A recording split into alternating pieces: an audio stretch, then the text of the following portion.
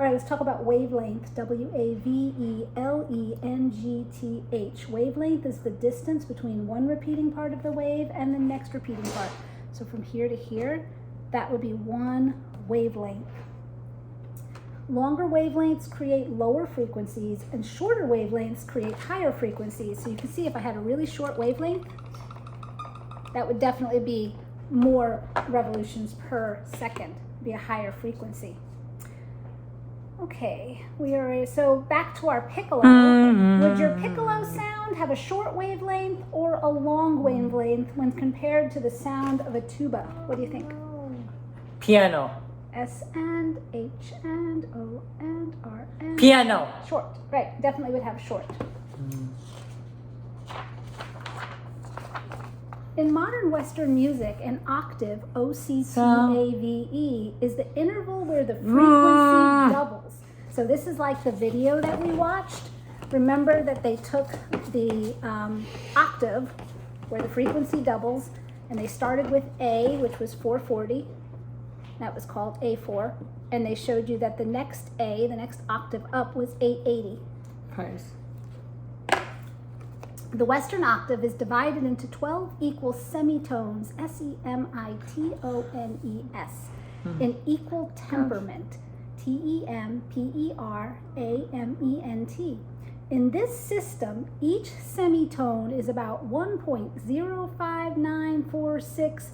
Remember we talked about why that was? Because you have the 12 notes between the two A's, and each note has to be equidistant by an equal ratio. So we end up getting the 12th root of 2, and that's what the 12th root of 2 is, 1.05946, times the frequency of the note. So it's just 12 semitones up brings you to the next octave where the frequency is doubled. For example, if A4 is 440 hertz, then A, an octave above, is A80 hertz. The advantage to this is that it's easy to transpose music into different keys because the spacing between the notes stays consistent. Okay, when you take a note of one frequency and a note of double that frequency, what do we call that? Go for it. O and C and T and A and V and E. Good. And what is the ratio that I have to multiply the frequency by to get the next tone, the next semitone in the frequency? Do you remember? 1, you can use this for decimal point, 0, 5, 9, 4, 6. What's wrong? That's it. And why do you use that ratio? B Strange. and E and keep going, you got it. C and A and U and S and E because I and T it.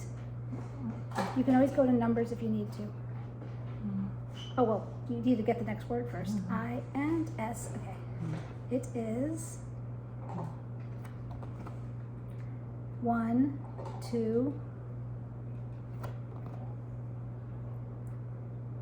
12th, R and O. Good job. Keep going. O and T root. O and F of T and O. W. Sorry, W and O. 12th root of 2. Right. And why do we use the 12th root of 2? Oh. Do you know why?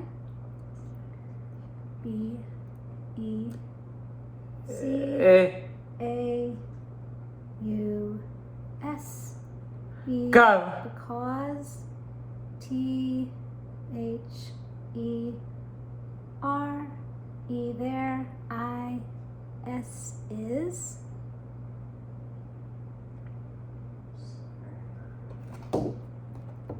2.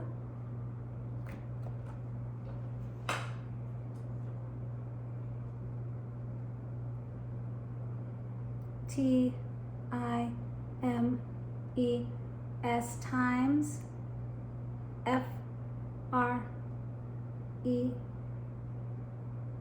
Q, U, E, N,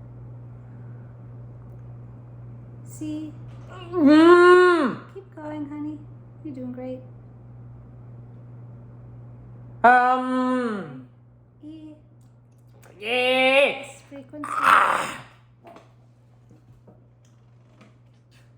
Because there is two, keep going, frequencies, because there's two frequencies, B, E, and T, W, E, E, between T, H. Good job. You're doing amazing. Go ahead, finish. Because there is two frequencies between the N, two times frequencies between the, because there is two times frequencies between the notes. Finish it up. Notes. Is that what you're going to do? Okay, the notes in the octave, right? Because 440 times 2 is 880. Okay, you got it, buddy. Let's go to the next point here. Certain notes sound pleasant together because their frequencies relate by simple ratios. The octave uses a 2-to-1 ratio that we just talked about. One note has twice the frequency of another. A perfect fifth, which is like a nice chord. I should have done this by the piano so I could have played it for you. Uses a 3-to-2 ratio. One note's frequency is 3 parts while the other is 2 parts. Daddy. Simple ratio creates musical harmony. Harmony. All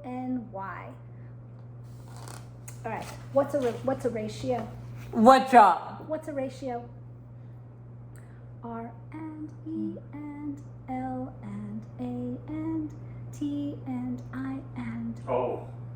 O and N and S and H and I and relationship B E T W E E between N U M B E R as relationship between numbers. I love it.